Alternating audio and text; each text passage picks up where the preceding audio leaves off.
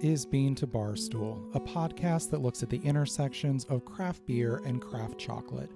My name is David Nilsson. I'm a professional beer writer and an advanced cicerone, and the creator and host of this show. The music for this episode is by my dear friend, indie folk musician Anna P.S. You can find out more about Anna's music in the show notes or at her website, annapsmusic.com. You can find links and information about our guests in the show notes as well. I hope you enjoy this episode of Bean to Barstool.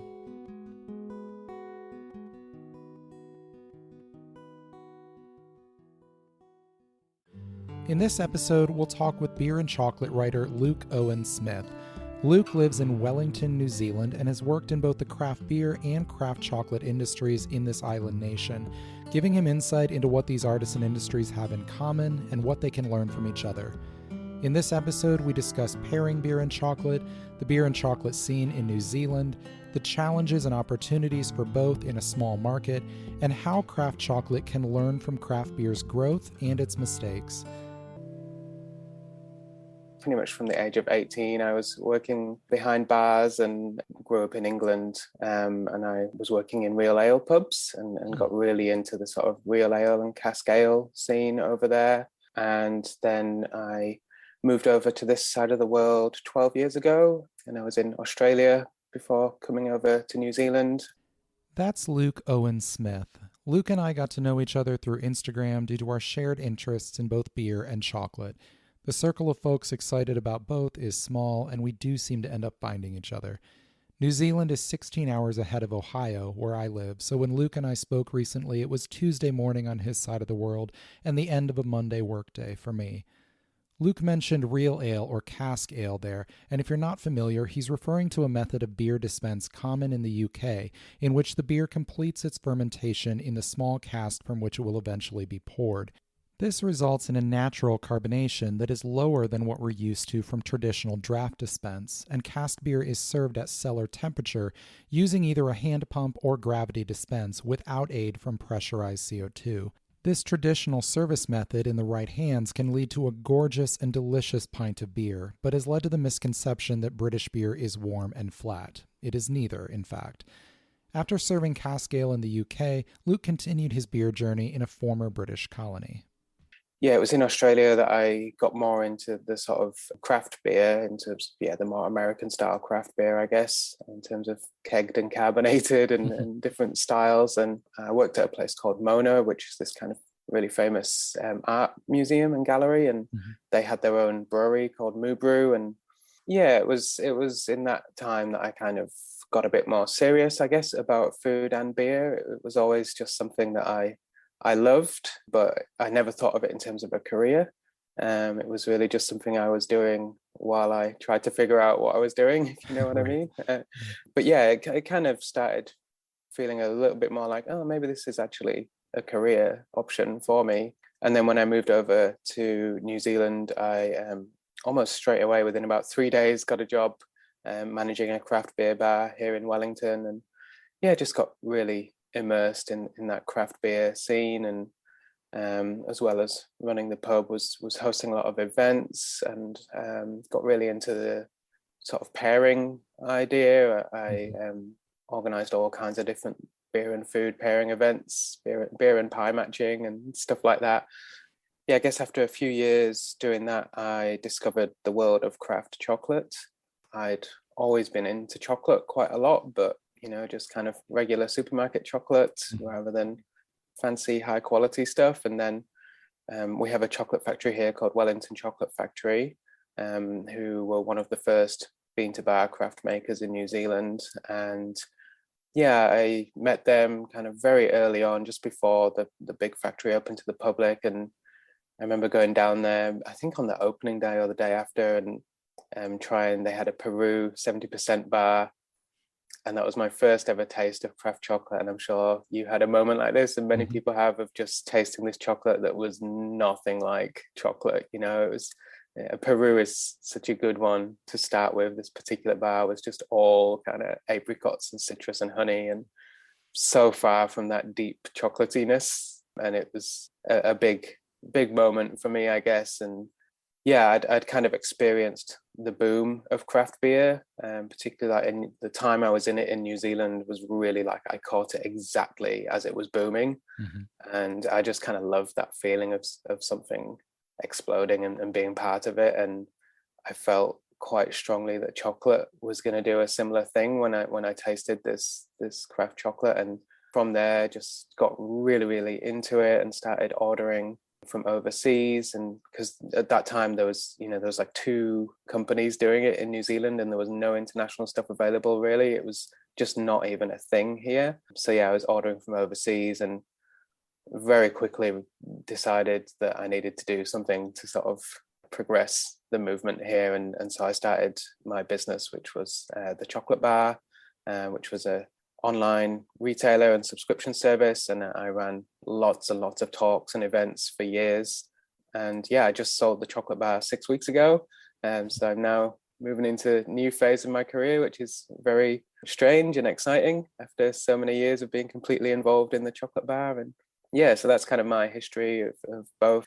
I've started doing some writing about beer, which I've done quite a bit of chocolate writing over the years, and yeah, now it's kind of cool to come back to beer a little bit.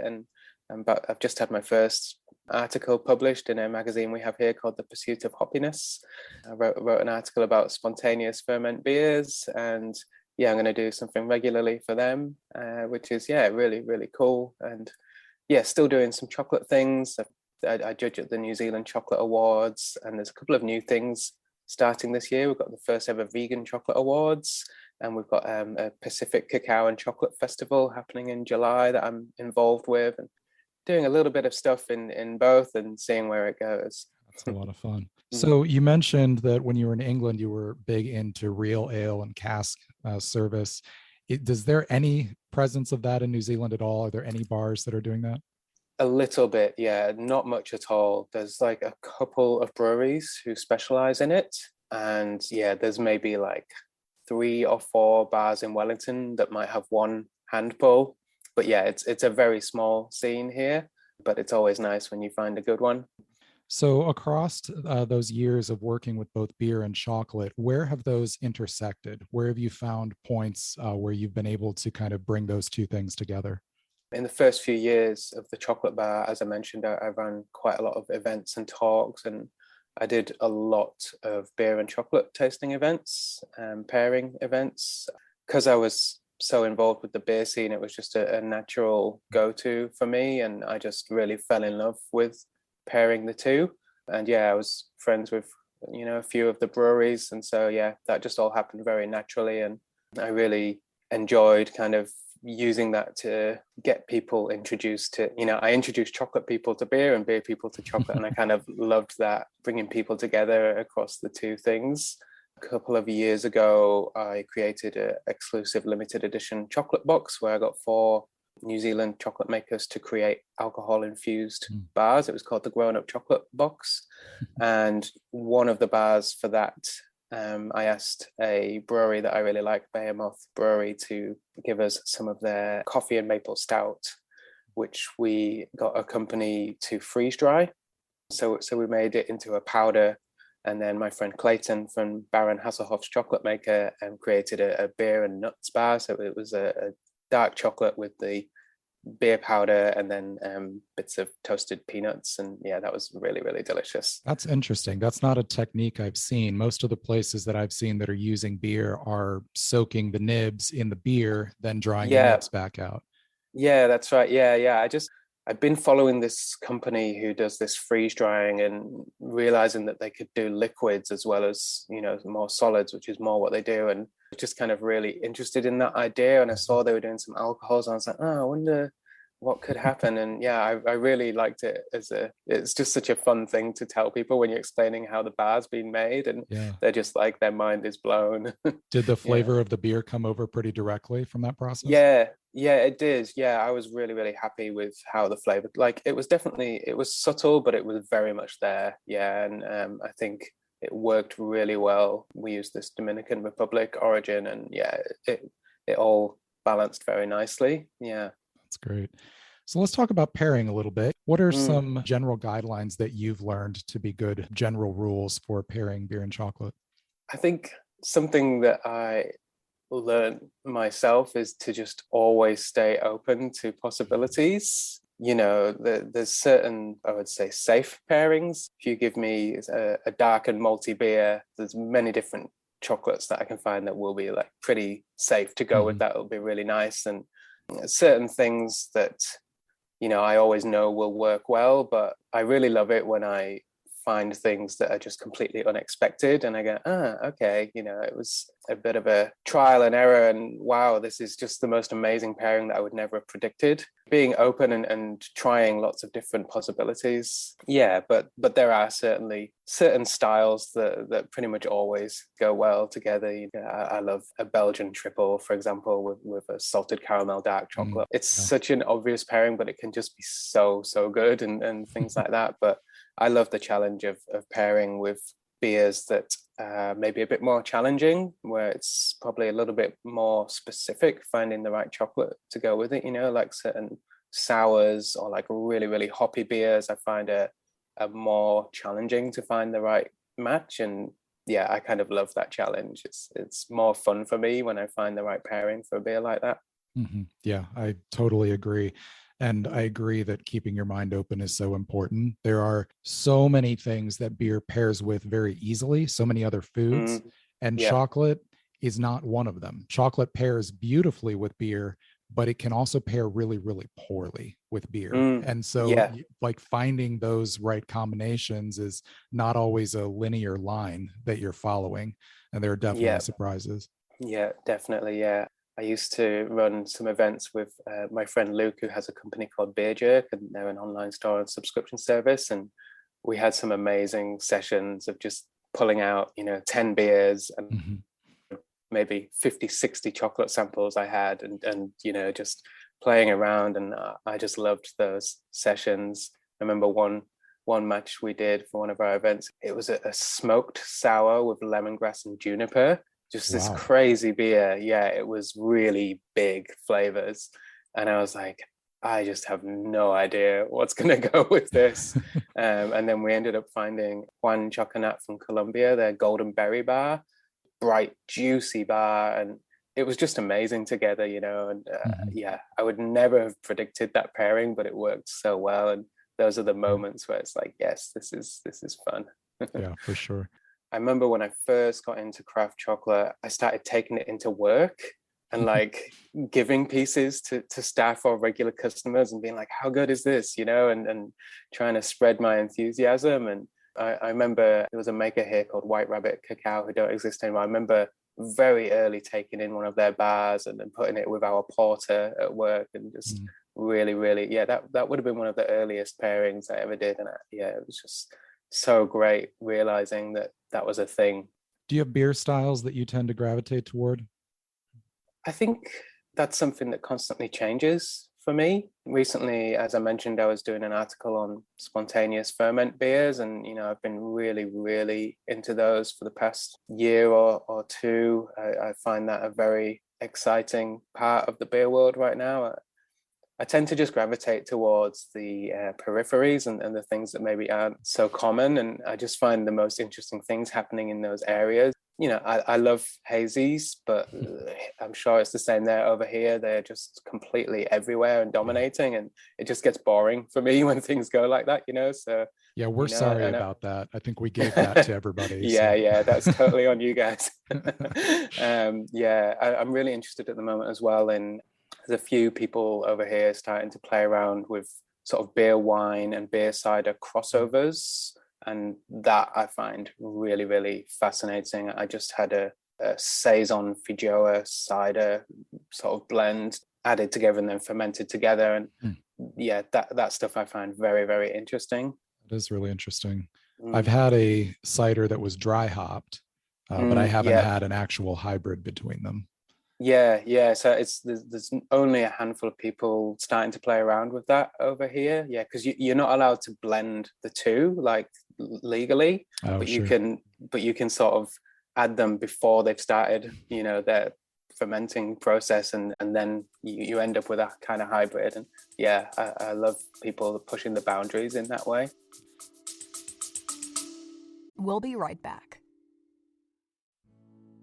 Hey everyone, Final Gravity Issue 5 is now available in the shop on beantobarstool.com.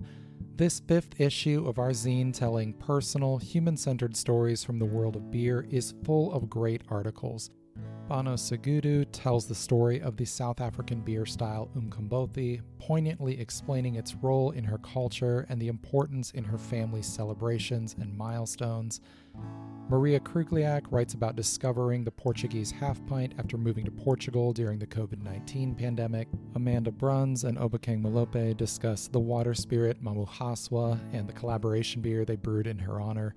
These and numerous other stories fill the 56 pages of this zine. We've expanded it and added a few features for this issue. It's full color, full of lots of beautiful photography and art. Definitely check this out. It's on beantobarstool.com/shop. You can purchase this issue or subscribe, and you can always support us on Patreon and get extra perks as well. Cheers.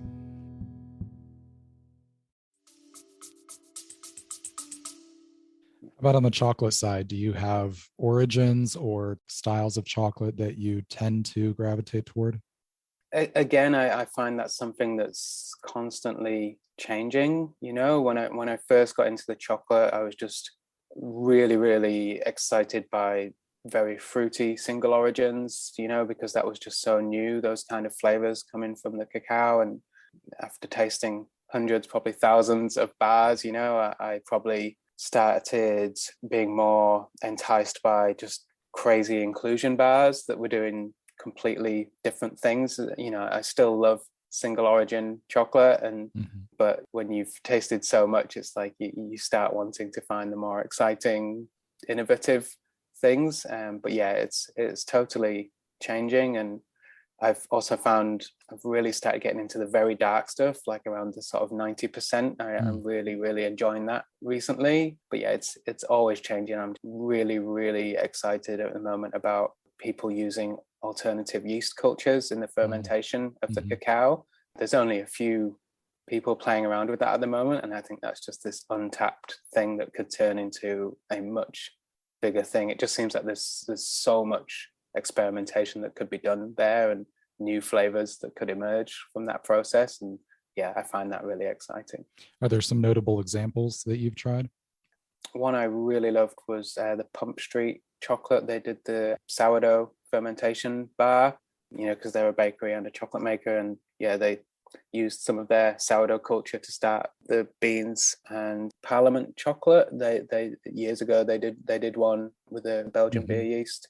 Yeah, but I haven't tried many. I really want to get some of the Foo ones you mentioned in one of your episodes with the beer yeast. It's not easy to get hold of these things, but excited to try more. When you sit down to taste beer or chocolate, do you feel like there are different mindsets or different approaches that you bring to each of those, or do they overlap pretty evenly? They both have different mindsets within themselves. Like there's different settings, you know, and I would mostly split it into two categories of by myself or social. And I love both of those experiences with both, but they're completely different. When I'm by myself or you know, just with my partner, I really, really like to focus everything on what I'm tasting. And, you know, I even prefer not to have music on and just really, really get in the zone to taste everything and get the absolute maximum experience. Yeah. I'm certainly not doing that when I'm drinking or eating chocolate with friends. In some ways, you know, you get other great things out of that experience, just the joy of sharing it with loved ones and whatnot. And so, yeah, both are really, really special ways to taste, but very, very different experiences. Are there ways that you think your involvement with beer or chocolate has made you a better taster of the other, or has informed your understanding of the other?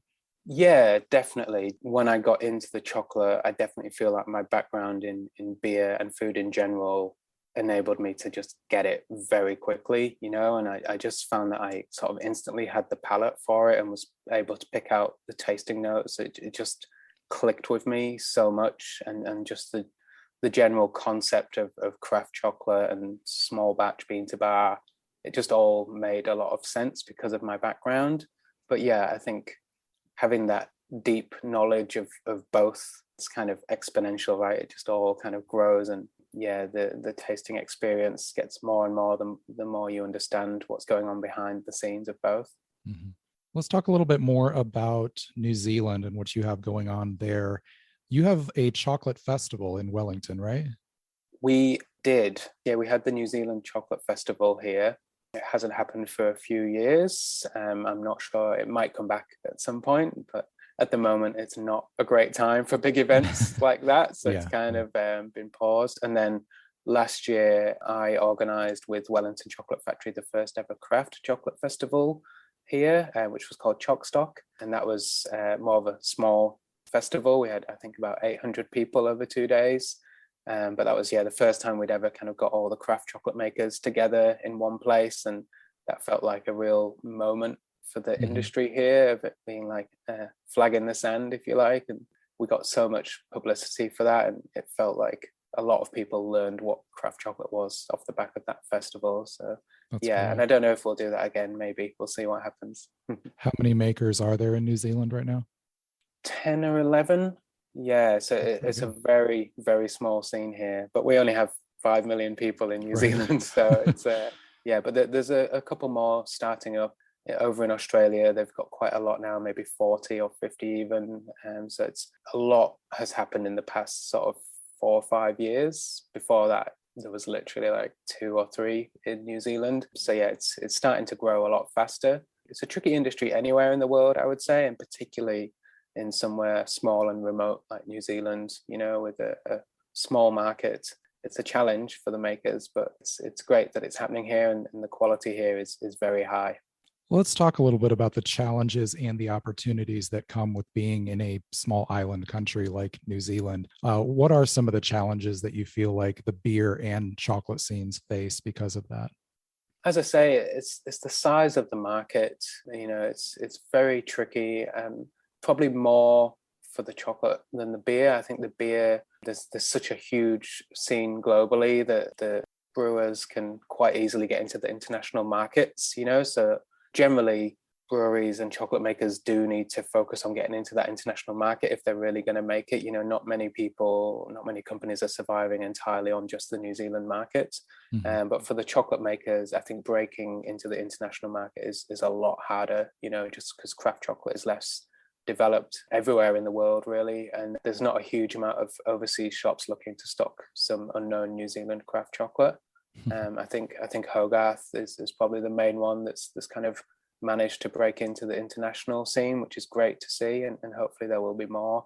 And I think for the chocolate makers, the sourcing of cacao is made quite difficult and expensive by being here. When you're only wanting to order a few sacks or a pallet of beans at a time, it's pretty difficult to do that, and the costs of importing are quite restrictive. So we've kind of had a few examples where some of the makers have clubbed together to bring in a larger shipment to make it more possible. There are various tricky logistical things like that, but at the same time there are some advantages of being here, particularly in terms of sourcing ingredients. On the beer side, we have incredible hops in New Zealand. We're really one of the best places in the world for hops, so that is an exciting thing. But actually right now we have the Fresh Hop Festival going on, which has kind of grown over the few years. Of all the best breweries make fresh hop beers around this time, and just really celebrate the incredible hops we have growing here. And then in terms of the chocolate, we are so close to the Pacific Islands. So it's quite special to have cacao growing so close, and that they're our neighbors, and some great relationships forming there. And I kind of love that chocolate brings these different countries and different cultures together in that way. We're doing our own thing over here, I would say, and it makes us quite unique. So pros and cons to being somewhere so small and far away. How far outside of the cacao belt is New Zealand? I'm not sure in terms of like kilometers, but we definitely could not grow cacao here, even in the far north. We're almost there, but I'm not sure we'll ever, at least in my lifetime, be able to grow cacao here. Cacao is a tropical tree that grows in a belt around the world 20 degrees north and south of the equator. Hops are a more temperate plant and prefer climates between 35 and 55 degrees north and south of the equator, though the most common band is even narrower than that. Some progress has been made in recent years to develop hops that grow outside that range, but success has been scant. To my knowledge, there is nowhere on Earth hops and cacao can or could be grown together naturally. That doesn't stop craft brewers and chocolate makers from collaborating, of course, and I asked Luke if he's seen much collaboration between these industries in New Zealand. We'll be right back. Hey everyone, my book on pairing craft beer and craft chocolate is available now on Amazon and on the Bean to Barstool shop. Pairing Beer and Chocolate, a guide to bringing the flavors of craft beer and craft chocolate together, is out now. This paperback book explains the process of pairing beer and chocolate, includes a guide to hosting a pairing at home, walks through dozens of beer styles to provide style-by-style pairing guidance, and gives room for taking your own pairing notes along the way.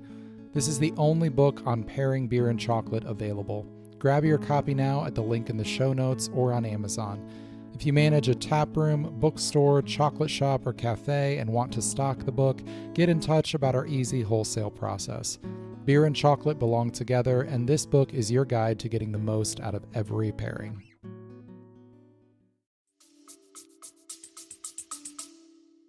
A little bit, yeah. I'd like to see a lot more. There's definitely been a few breweries making chocolate beers in collaboration with chocolate factories here. Wellington Chocolate Factory is probably the main one. They've done beers with a few of the Wellington breweries. When we did Chockstock, actually, there was a brewery across the road from that factory, and they did an 8% chocolate stout, essentially, and that was extremely good. But yeah, mostly fairly traditional kind of chocolate stouts. Yeah, when I listen to your podcast and hear about the incredible things happening over there, I do have envy, and I hope we'll start seeing a lot more things like that happen over here. I did have one. There's a chocolatier here called Honest Chocolate, and they collaborated with an amazing brewery called Sawmill to do a pale ale bonbon, and that was really, really nice. So yeah, hopefully we'll see more and more things like that happening. Craft beer has been around here in the US for a little over 40 years, and craft chocolate is a lot younger than that as an industry and still a lot smaller. What do you think Bean to Bar Chocolate could learn from the path craft beer has taken?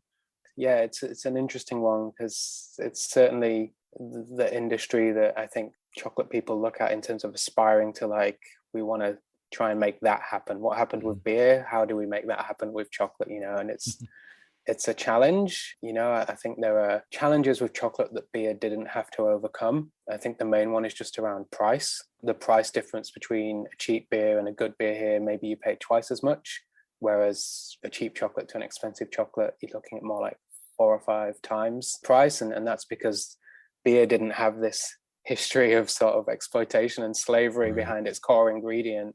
So it's like when you start trying to do the ethical thing, you suddenly have just this huge price jump. That takes time for consumers to get their head around. The premium product in whatever food or beverage sector is not such a huge jump. But something that chocolate can definitely learn from craft beer is about marketing. It's developing a lot, and there's a lot more happening over where you are and in Europe. But I still think that chocolate marketing is maybe not quite at the level as what we see with craft beer marketing. And I think, there's a lot to learn, and it's tricky for these smaller makers who are perhaps struggling to make a living and working their socks off. It's tricky to have the time and money to focus so much on marketing, but there's definitely a lot to learn there, I would say.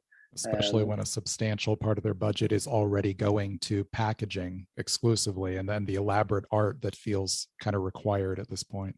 Yeah, exactly. And also the cost and difficulty of scaling up in chocolate is so different to beer. Like it's very easy to sort of slowly grow your brewery more and more, whereas with chocolate, it's like you kind of reach a point. It's like, okay, if I want to go bigger than this, it's kind of quite a big step to go to the next level, and a huge amount of investment in equipment. So those things are challenging as well. But yeah, it's exciting to see, and we are seeing some makers here take that leap and become much, much bigger, and I look forward to seeing that continue. What about in the other direction? What could beer learn from craft chocolate? There's a very ethical and sustainable focus with a lot of the chocolate makers, which I don't see as much with a lot of the beer companies, and there aren't nearly as many ethical issues, particularly around ingredients, but sustainability, I think is not a major thing I see marketed in the beer world, at least over here. And whereas with chocolate companies, it really is, and I really like that about the craft chocolate industry. Yeah, so that's definitely something. Certainly, yeah, just that tight-knit friendliness, the chocolate world here doesn't feel super, super competitive. Of course, there are competitors, but everyone is very friendly here, and I kind of love that about the chocolate industry. It feels very different to many other industries here, where everyone is sort of willing to help each other, share knowledge about equipment or where to source beans from and things like that. It just is a very good vibe between all the makers. That leads into the question of what pitfalls that beer has that chocolate needs to avoid as it grows. And I feel like some of that competition issue is that chocolate isn't a saturated market yet. People are still discovering craft chocolate. And so if you can scale and if you can get it in front of people, you'll probably sell it. Where beer, things are getting a little crowded. Yeah, it's a major issue here. There's just way too many breweries for 5 million people in this country. It's crazy. And particularly here in Wellington, when I first came here, there was probably 2 craft beer bars. I don't know how many there are now, but it's probably getting close to 20, and it's completely oversaturated. So yeah, it's a big issue for the beer world in New Zealand, and it sounds like maybe everywhere. So that's something that the chocolate market is so far from that. I struggle to find craft chocolate when I go around in Wellington. There's so much room for growth. So it'll be interesting to see how that develops. And I think that's where that uncomfortable competition comes in. You started out as friends, but then 15 years down the road, suddenly this person really is taking some of your business away. You do have to outsell them. Yeah, definitely. Yeah. But hopefully, the aim is always obviously to not take away from the other small guys, but to everyone gang together against the big guys. Right. That's the aim, but it doesn't always work out like that. And on that point, craft beer started as these scrappy little companies that were trying to take back a tiny portion of market share from the big international brewers. And as craft beer has grown, the ability to define what craft beer is and who is a craft brewer and who isn't has gotten really muddy. And really difficult to stake any kind of moral or ethical or any kind of claim to like, oh, this is the reason this person's in the club and this person isn't. In chocolate, that's defined a little bit differently because you have those ethical concerns with sourcing. So is this an ethical company or is it not? But at the same time, I think eventually if craft chocolate grows, it's going to get to the point where those questions start getting asked about other things.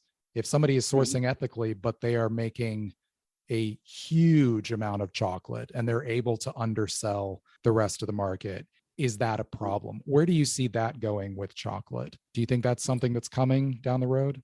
Yes, to be honest, it's something that's already here, but in the other way. Like, it's like we need to get to like the good point to then go into another bad point. But from where we are now, particularly in New Zealand, it's trying to like define craft chocolate and get the public to understand it is so challenging.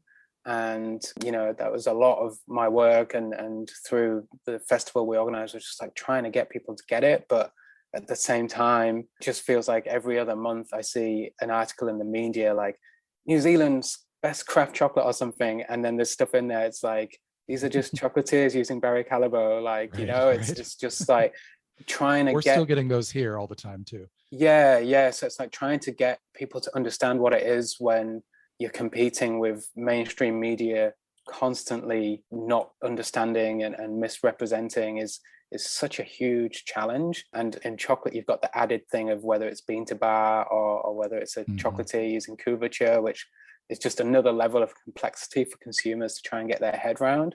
So yeah, it's super challenging to sort of create a fixed movement and notion of people. It's slowly spreading, and there's definitely a lot more consumer knowledge now of what's going on, but there's a long way to go. But yeah, on the other side, I think probably not for about 20 years, at least in New Zealand, there will be craft chocolate makers who I would consider craft chocolate who become a size where maybe that label is not appropriate, but I don't know where the line in the sand is, and I don't know if there needs to be a line in the sand. For me, I'm not as much bothered about like size as much as just quality and ethics. Like for me, that's just the main thing, is if it's high quality ethical chocolate that still tastes as good as what the smaller makers are doing, great. We need that. Like I hope a company doing exactly that gets as big as Cadbury, like that would be amazing. Like, if the goal of craft chocolate is achieved, it can't stay small. If we're actually going to change the global cacao market and make it ethically sound, it's going to be big. It has to be. Yeah, exactly. Yeah. So really it's just that quality and ethics, it's flavor, that the size is not such an issue, I don't think. Yeah. One of the things happening in beer, at least here in the US, is our major governing body for craft beer, the Brewers Association, is continually trying to do this tightrope walk of defining what is craft beer and who gets to be considered a craft brewer. And about 5 or 10 years ago, it became a completely irrelevant argument, but they're still having to do it to defend their existence. And obviously, we're nowhere near that with chocolate. But from what you're saying, it sounds kind of like if craft chocolate is successful in getting that consumer recognition, it will be creating its own problem then that it has to solve after that fact of, okay, we got you to understand what craft chocolate is, but it's not this and this and this.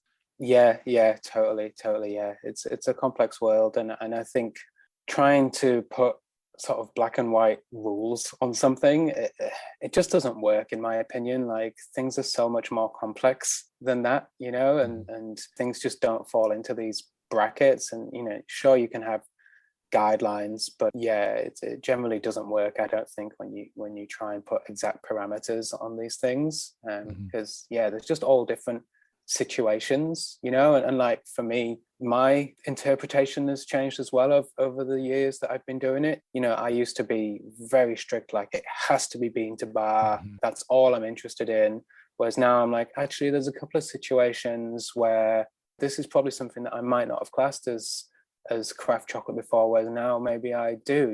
I think of WM chocolate, Will Marks in Wisconsin, and he stopped doing fully bean to bar, but now works with the cacao company in the Dominican Republic. They process the beans into mass, and then he imports the mass. It's still great chocolate. He's still involved very much from start to finish. And what he's doing is more ethical, more sustainable. It's putting more money into the origin country, more sustainable to import mass than beans, which you get rid of half of what you're importing. Little things that it's like, actually, it's more complex, and you need to remain open to people doing things a bit differently, and it potentially being an improvement on the system. Like bean to bar chocolate making is my core passion, but it's not so black and white for me anymore. I want to see more chocolatiers using craft chocolate. That's something that is not even happening in New Zealand right now. There's been a couple of very limited edition collaborations, but it's just not a thing really here. And again, I want to see way more of that happening, and exciting to see all these different ways that it can grow in the future.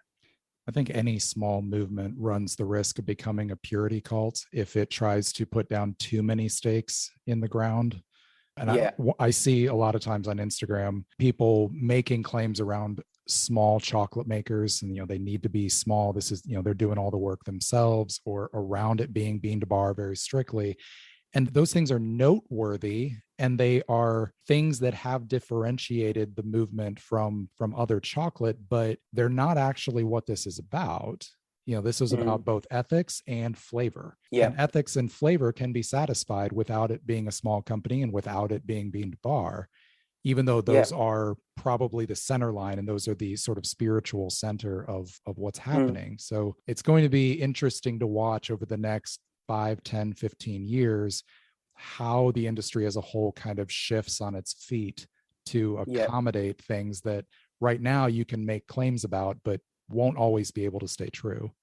Yeah, definitely. Yeah. And I think also the concept of being a very kind of small batch bean to bar chocolate maker, it's awesome. And there's so many amazing companies doing it, but it's not actually a great business model from what I've seen. Like a lot of companies doing that are really struggling. It's difficult, and upscaling and getting bigger, it allows you to make a lot more change in the world and probably have a better lifestyle as a business owner, I would say. I see so many craft chocolate makers just working like crazy, and they've got no money or time for marketing, as I said, and it makes it very difficult to kind of it can be a bit of a trap, I think. Now when I speak with new makers starting up who have got like 2 little Premier grinders and they're like, right, I'm going to launch. And I'm like, think about this, stop and have a serious think, because launching now with your 2 Premier grinders is going to be a really long, hard path, and you might be better off thinking a bit longer, maybe looking for investment and starting a little bit bigger. Because, I've seen so many makers fall into that trap. For those unfamiliar with these distinctions in craft chocolate, bean to bar chocolate is chocolate processed all the way from cacao beans to finished bar or other chocolate product by the maker.